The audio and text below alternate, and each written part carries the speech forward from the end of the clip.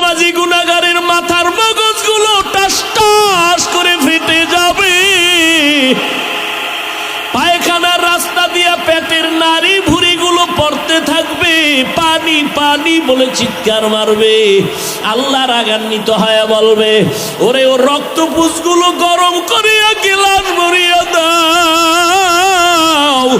যখন গেলাস ভরিয়া দিবে, পিপাসায় মুখে দিবে, মুখের চামড়াগুলো খসে খসে পড়ে যাবে। ওদিকে জাহান্নামের আওয়াজ, চিল্লায় বলবে, আল্লাহ বেনামাজিগুলো কই? তাড়াতাড়ি আমার পেটে দাও, নাফরমানগুলোরে দাও, আমার পেটে বড় ক্ষুধা। নবী বলেন, আয়েশা, নবীরা পর্যন্ত সেজদায় পড়ে কান্না শুরু করবেন। আল্লাহ, উপায় কি হবে?